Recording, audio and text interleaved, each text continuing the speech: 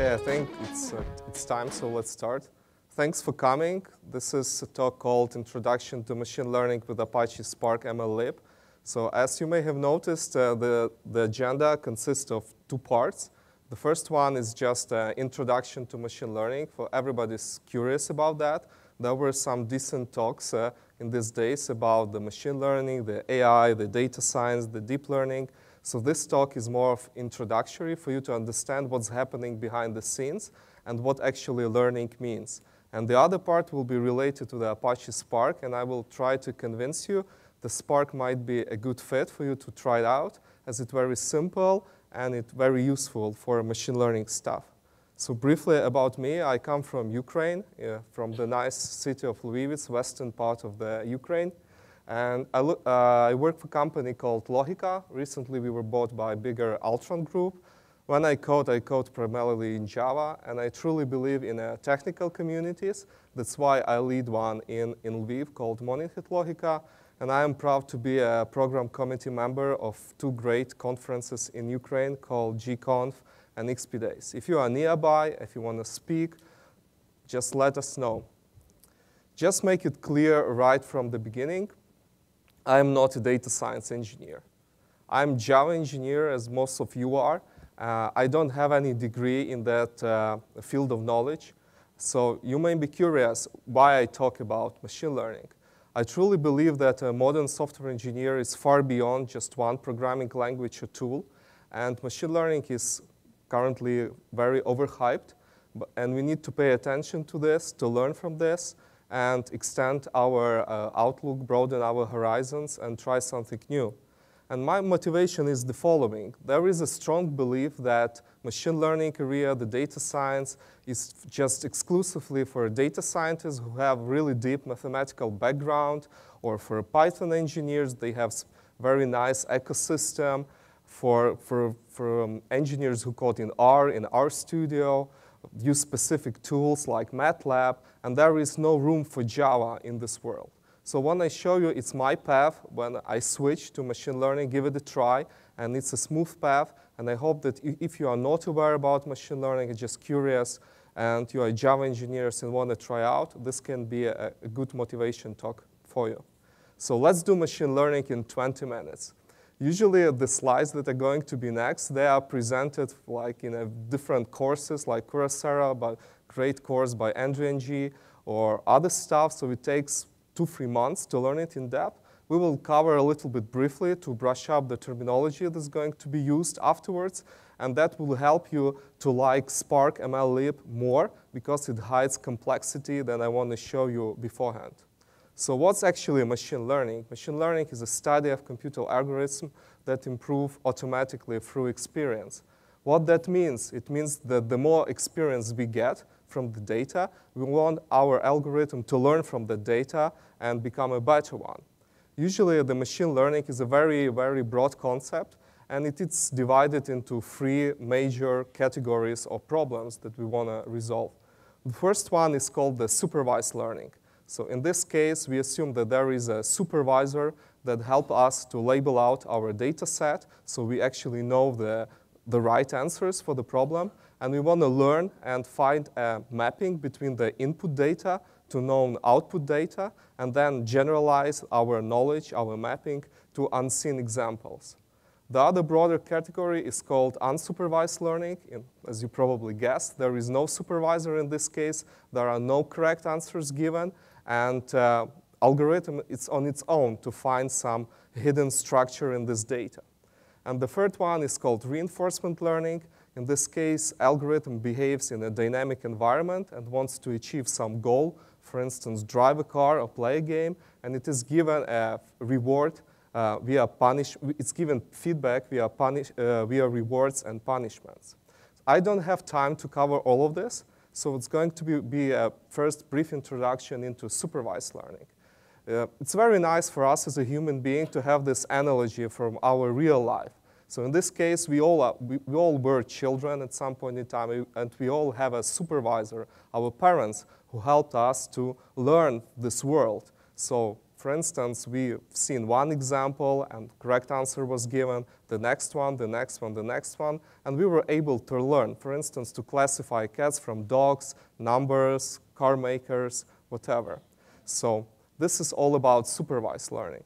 Usually when supervised learning is being explained, it's all about housing price prediction. It's very overused and corny example. So let's imagine we are on a conference. So let's imagine we have a speaker's feedback data set. This is like imaginary data set about the speakers and feedbacks about their talks they have given for like last couple of years. So in this case, we have many attributes like a date and time, conference name, speaker, some final impression, was it good or bad, some rating, etc. So using this data set, let's brush up the glossaries being used by machine learners. So first of all, it comes to features and a target variable. So in this particular example, those like attributes of talks, they're called features and usually represented by xy's. Depending on the business problem, it's very important to understand that we want to actually have a business answer. So for instance, we want to predict impression after my talk. So it's going to be either 1, was it good, or 0, was it negative. So in this case, the y is called target variable. Having enough data, we can form a training example, taking into account one record about one talk and one impression, combined it together. Having enough examples, we can have a big training set. Then having this training set and learned about machine learning, discovered some algorithms, we might make a prediction. What's the hypothesis between the input data and the output might be? What makes you feel good about this talk? The way I look, some, I don't know, jokes I used, the slides, the coding, whatever. And then we want to actually have a referee to say how good our hypothesis is, how good is our fit to a data. So in this case, this referee is just called a cost function. This is a terminology, may be a little bit boring, but bear with me, it's going to be interesting later on. So let's learn the basic supervised machine learning pipeline. Usually it consists of the two major parts. The first part is called training. So we take our input, this all records with feedbacks about the speakers, then we extract what we think is important for our prediction. This stage is called the feature extraction. And we have eventually the features. Then knowing the label, for instance, was this talk like good or bad, 0 or 1, we combine this into a big training set. Then we make a hypothesis, select a particular machine learning algorithm we want to train. So we feed in the training set into that machine learning algorithm. If it's good, if our result was successful, if training error is low, if the test error is low, then we have our model. Then it all comes to the prediction part. For instance, I want to predict result of my talk today. So I take the same input, I extract the features in the same manner, I have features extracted, I put them into a machine learning model, and hopefully I might get a prediction about my target variable. For instance, 0, my talk will be good, it will be bad, or 1, my talk will be good. I hope this is all straightforward.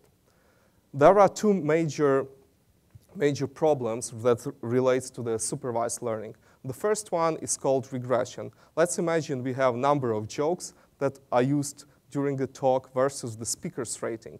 This problem is called regression because we want to predict the real valued output, as rating might be a real value. For instance, as in DevOps application, it starts from 1 till 5. So let's imagine I have this data plotted on this scatter plot. So what's the mapping might be? I might use some quadratic function and say it's like this. I might think that it's a linear dependency between the number of jokes used and the speaker's rating. So in this case, when we have such sort of, this is the easiest example, the linear regression, the calculus behind the scenes is like this. So you might be a little bit concerned right now and think, oh my God, is this a Java conference? Yeah, you are on the Java conference still. Bear with me. I will explain you this a little bit briefly, but you will actually understand what learning means. So in the linear regression, our hypothesis is a linear function from our input features represented by xy's. And the unknown here is our parameters theta. So using different parameters theta, our linear hypothesis might change. So as a result, we need to referee. So for the linear regression, the cost function looks like this. This is a well-known called squared error function. So using that, our actually learning problem is being transformed. How it is transformed? So the actual task of the learning is transformed into a finding of the minimum of the cost function having those unknown parameters theta. When we will solve this problem, the minimization problem, the parameters theta will be known. And as a result, when we will take the features of the unknown speaker and just use those parameters theta that we calculated before, then we will have our hypothesis. What I want to say here about this, briefly, a little bit of mathematics on a Java conference, sorry for that. There is no magic, it's just a math. The machine learning is actually transformed, in this particular case, in finding a minimum of the cost function. So the learning process is actually a process of finding a minimum of a particular function. And there are a lot of decent algorithms that can be used to solve this problem. The gradient descent is the most popular one. The other problem we want to solve is, as I mentioned before, it's called the classification. In this case, the difference is that we want to predict the discrete valued output. The impression might be negative or positive based on the number of jokes I used. So let's imagine if I will joke a few times, then it's going to be negative. But if I'm Josh Long or when cut, then after some quantity of jokes, the impression about my talk will be positive. So in this case, we want to solve this classic classification problem. If you will try to use a linear function like this, you all notice that this is a bad fit for our data. So we need a function that looks like this. And our hypothesis needs to be like this. So thankfully, there is a function that is between 0 and 1 and has a similar shape. It's called the sigmoid or logistic function. And as a result, we have the most commonly used classification algorithm. It's called the logistic regression. The naming is a little bit bad here because it's not a regression. It's a classification problem. But due to historical reasons, it's like that. So in this case, the situation is very similar. Our hypothesis is a little bit different, but still the concept remains the same. It depends on an unknown parameters theta. And the cost function looks a little bit more complex, but it's actually not like that. And behind the scenes, once again, in order to learn the algorithm to find those parameters theta, we just need to solve the minimization problem of a different cost function. Find those parameters theta, then take the example that we want to classify, use the same formula, and have a probability between 0 and 1. Is this talk, for instance, going to be positive or negative? Usually the threshold is 0.5, but we can play around with that. So once again, it's no magic. It's just calculus. It's just math behind the scenes. And there are different algorithms that were developed by engineers around the world. I've just mentioned the two simplest ones for you to have at least a feeling what I am talking about. Now let's go to unsupervised learning. As I mentioned before, unsupervised learning, in this case, there are no correct answers given, and algorithm is on its own to find some structure in the data. The most common example used to explain unsupervised learning is clustering. Let's imagine I have that data I've used before, and I will plot time spent on live coding versus number of jokes used by speakers. And I want to find some coherent groups of speakers that behave in a similar way. If I use the number of clusters, for instance, 5, my algorithm might find this sort of structure. In this case, like top on right, there can be speakers who code a lot and make a lot of jokes. That might be a Josh Long. This one can be the speakers that code less but still make a lot of jokes like Weka, those speakers that just have slides without live coding and are very serious, geeks, maybe like me, and etc. But if I change the number of clusters, sorry, the clicker stopped working. Sorry for that. if I change the number of clusters to be 2, then the structure can be a little bit different. So in this case, we might have coders, and we might have all the presenters. That's like this. And the most famous and popular algorithm used for clustering is called k-means. So usually it's like that. We introduce some k-cluster centroids. Then we assign each example to the closer centroid. Then we move centroids as a mean or average of the examples assigned to that cluster. And the steps, second and the third, they are repeated until cluster centroids not longer move. So as a result, we call this that the algorithm actually converged. So, but what I want to say one more time, even for this unsupervised learning example, there is an objective function that we want to minimize one more time. So once again, the task of learning is actually transformed into task of the finding of the minimum of the particular objective function. And there are different topics that are covered by this area. The another one is anomaly detection, but I'm not spending much time on this. So a little bit of theory, bear with me. It's worth staying right now and learn why I like Spark for that reason, knowing that theory. Another topic I want to cover, and I hope it was not covered on by other speakers, it's called the model selection and a hyperparameter tuning. So it looks very easy, so we need just to train model and we'll be fine. And a lot of newbies, like I was a couple of months ago, was like, hey, I like the scenario when I have no training error. So my model is perfect, and as a result, it's actually zero error to distinguish one class from another one. So usually this problem is called overfitting, or we say that algorithm has a high variance. And this is very wrong. It's the same as you want to pass the test, your driver's test, and you just learn by heart all the examples, but when it comes to a real driving, you are stuck because you just learned the correct answers. That's why usually such sort of the algorithms, they are very bad on generalizing the examples they have never seen. On the opposite side, there can be an algorithm that has a high training error. And this problem is called underfitting, or we say that algorithm has a high bias. So this, obviously, is not the way we want to go. So what we want to go is called the appropriate fitting, somewhere in between, but usually the algorithm has some decent training error that we can couple with, but it still is able to generalize on the unseen examples.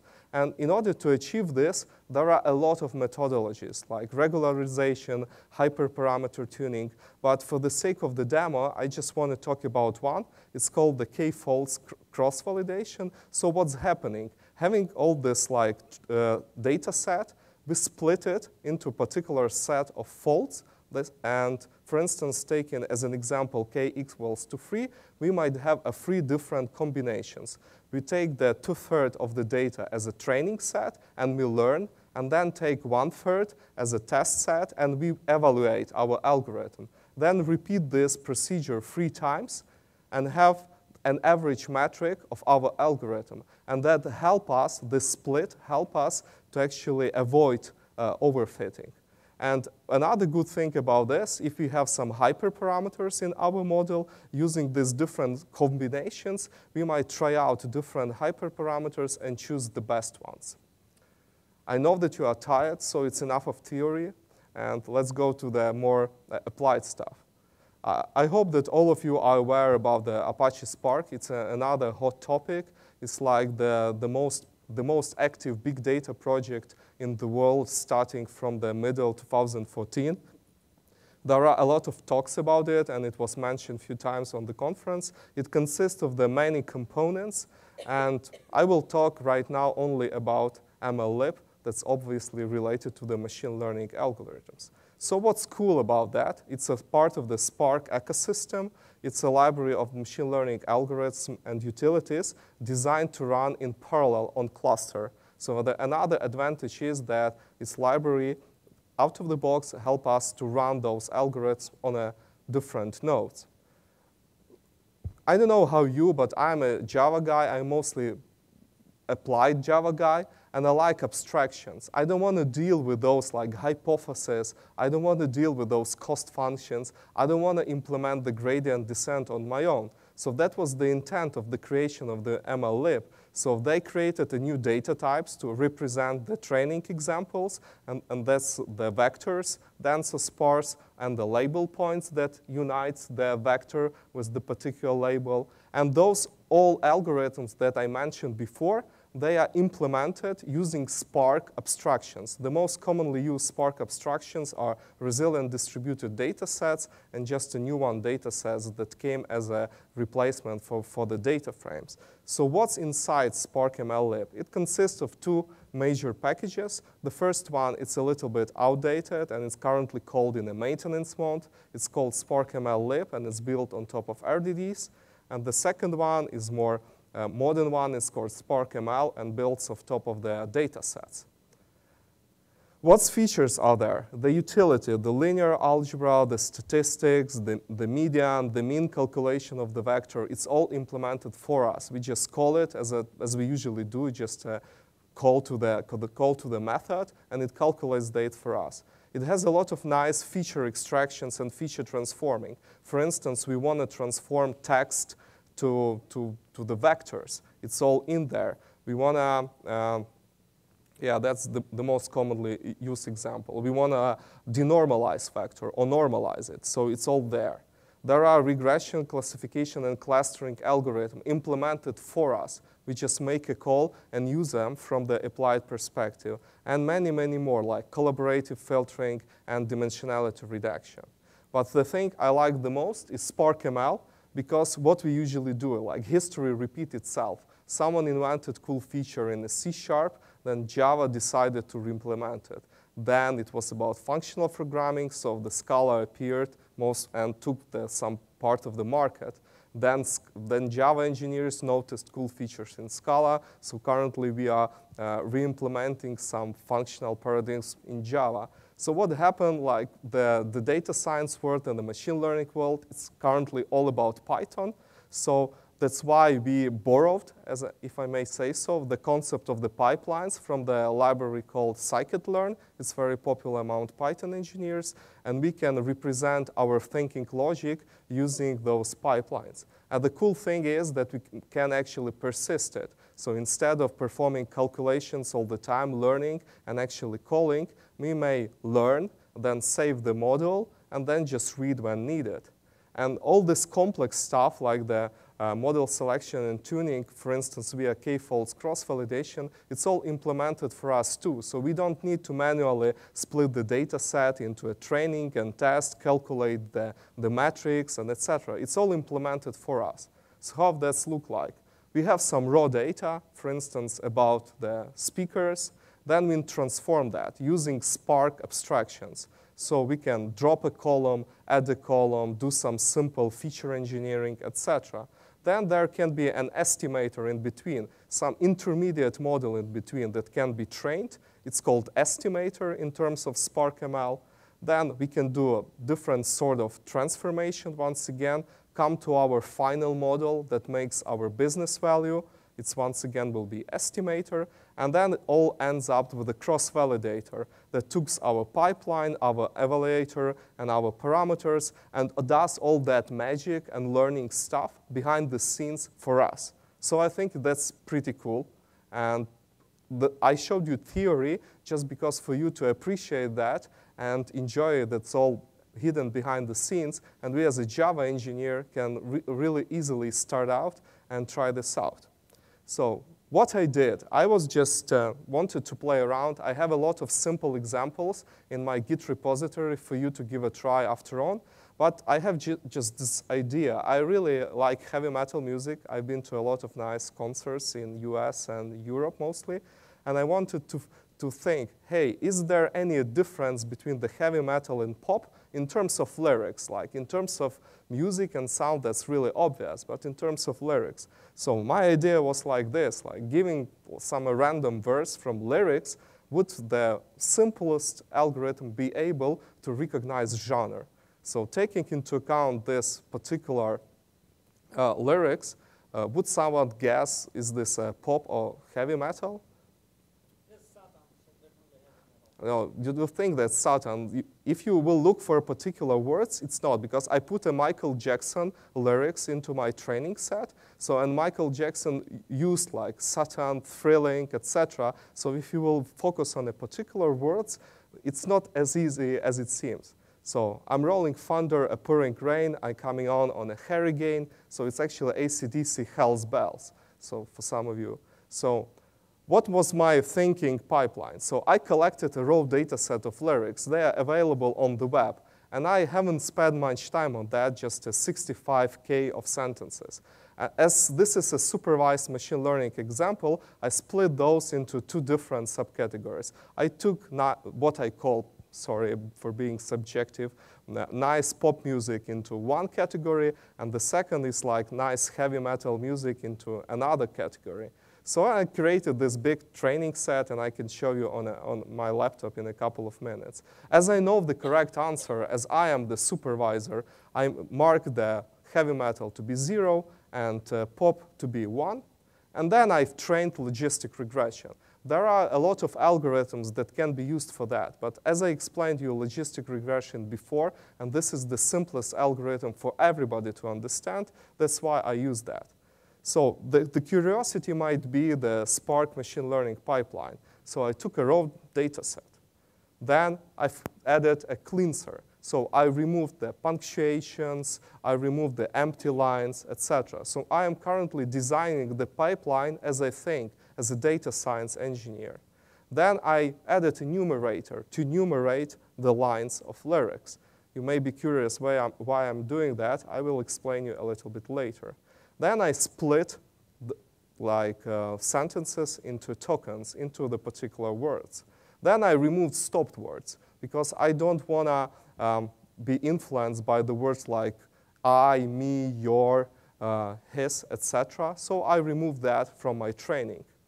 Then, in order to do stemming, and this is a process of shrinking the words in order to have the same root, there is not the best stemmer used in Spark right now, so I needed to add some mechanics to explode my data set into particular rows, and then I used stemmer. So as a result, all similar words have the same root. Then I united the sentences once again. And then is the biggest problem. What would be the feature?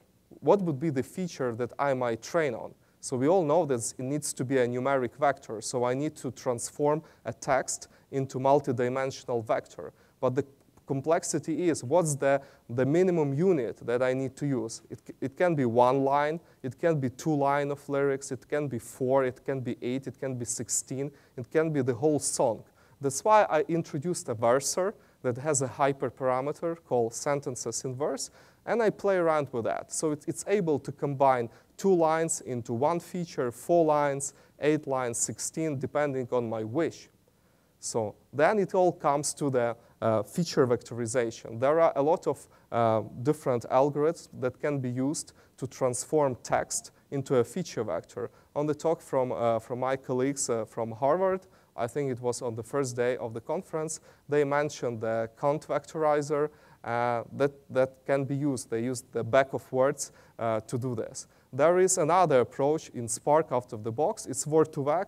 It's the small neural network from Google, and it's able to transform words into multidimensional vectors. And as a result, I have another parameter called vector size for that, to play around, 200, 300, 100.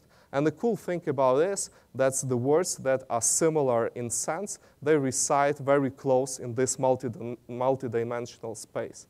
Then I pass this data set to the logistic regression, and as you might guess, I have a cross-validator model at the end.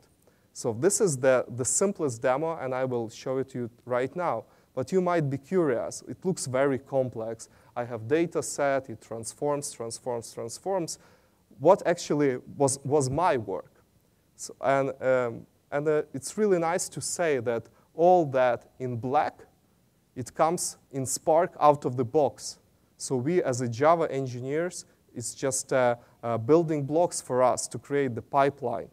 And all that's in orange, that's I just united together to make this like a clue to my pipeline. And it really reminds me the slides from the beginning of my talk. So it actually represents the supervised machine learning pipeline. So enough of talking. Let's have a quick demo.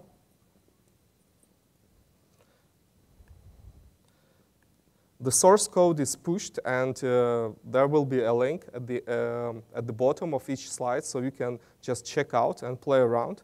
So I have my model trained. It took some time to train it. I tried different combinations of the hyperparameters. So on my laptop, it took about, I don't know, 30 minutes, 40 minutes to do that. So it's actually trained and persisted. What I'm going to do, I will just call it. And what I like it the most is just the way it does. It's just, for me, a simple call to the method. I have a, yeah, I'm showing something. I don't know why it's not showing. Huh. They have split displays.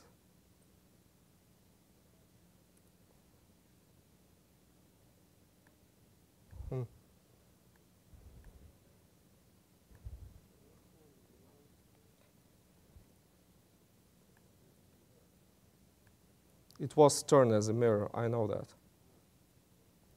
it PowerPoint? Because PowerPoint does the split automatically. I'll try one more time. Yeah, sorry for that. This is a Spring Boot application, and it has no UI. It just has the exposed HTTP endpoints. And what I did, I just have prepared some lyrics for you to make a call, but I hope it's going to be a live demo, so you may also try different lyrics. So what I have here is the same 8 lyrics from the AC/DC health bells, and just I am making the call to this API. So what's happening behind the scenes, I am loading this model. It's stored on a file system, pre-trained, and I providing the output, what it's like. So it says that I've loaded my cross-validation model. These are my hyperparameters that provided for me the best results. And I can see here that my accuracy is about 95%. And the best results were achieved using the 16 lines of lyrics. And there are the words used in my work-to-vec vocabulary, and the vector size was 300. So as a result, it makes predictions with different probabilities. So currently it's 73% for heavy metal, 26% for pop, having threshold of 0.5. It makes a prediction that's a metal. That's why it says here like a metal. If I'll take the same health bells, but provided more stuff because the best results were achieved with the 16 lines of lyrics, and I will send it one more time. Let's wait, I'm reloading the model. So my metal probability increased, and currently it's like 86%. So I've tried different ones. If you have any like your favorite song, you may say to me and I can give a try. Let's take Java Doc. I give you none. Baruch, what description of a string class. Of a string class, okay. Can you see it? Let's try some song and then Java Doc, because I think Java Doc is not fun. Yeah. Let's take a song that has a lot of stop words, like Beatles, I Me Mine, which like 50% stop words. I'm just curious how it will react. How it's called, Beatles? Beatles, I Me Mine.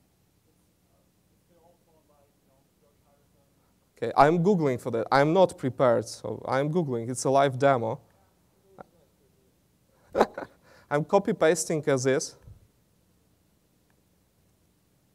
Oh, like it's 16, it's perfect. So, what do you think?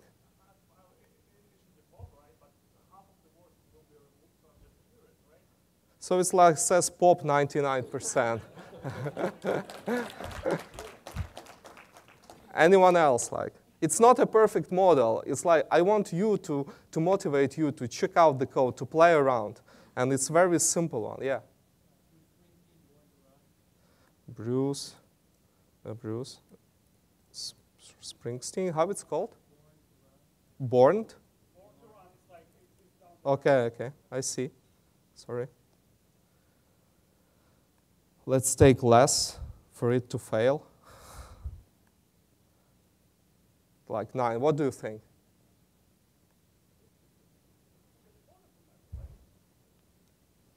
It's like it says metal, but it's like only 65%. If I take more, I'll try to take more.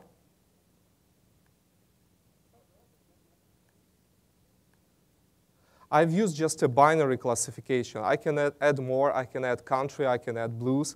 It just takes more time. So it decreases. So like having more lyrics means that it looks more like pop. So I've tried like a Justin Bieber and a Ozzy Osbourne. And the weird thing is about rap. Like if rap is great, it's about all social lyrics and kind of stuff. It's a split of the model. It usually says like 60 to 40 or 45 to 55. But back to the code, what I wanted to show you, can you see my screen? This is the pipeline.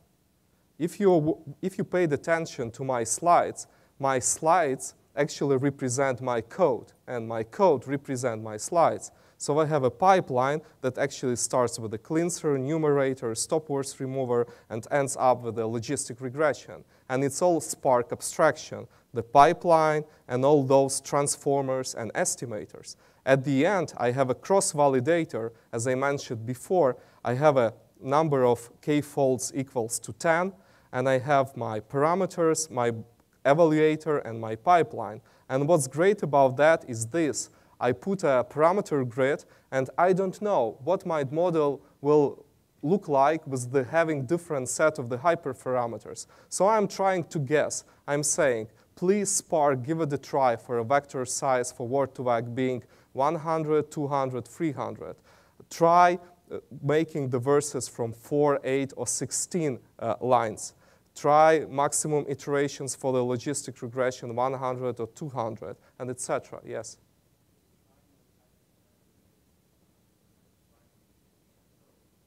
When I'm training. So that's all when I'm training. And it tries out all different combinations of those, splitting each time into 10 folds. So it actually does a lot of job for you.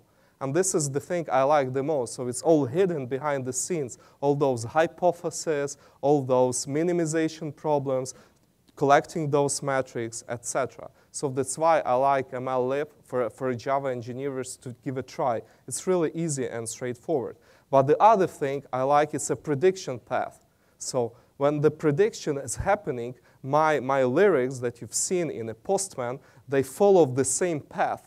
It's all, once again, started from numerator, cleanser, etc., and ended up. So the pipeline used for training and the pipeline used for the prediction, it's actually the same. The only difference is that it's stored on the hard drive and being read all the times.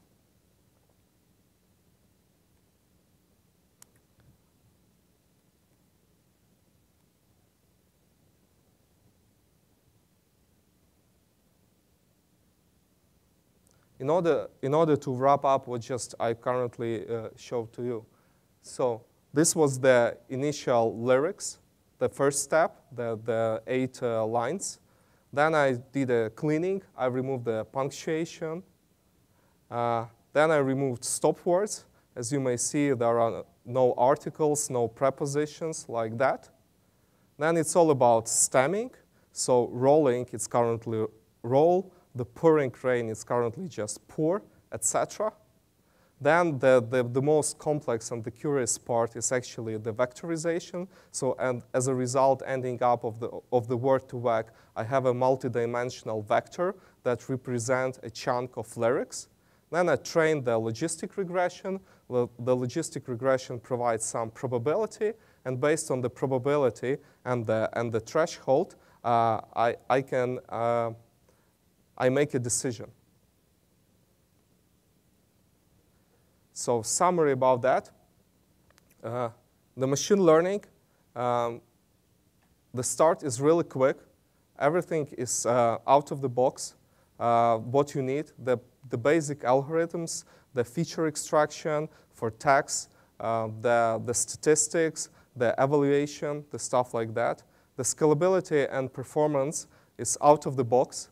So you get all those algorithms run in parallel on your Spark cluster. Currently, you haven't seen that, but it can be done in cluster in parallel. And simple machine learning algorithms, they work really great.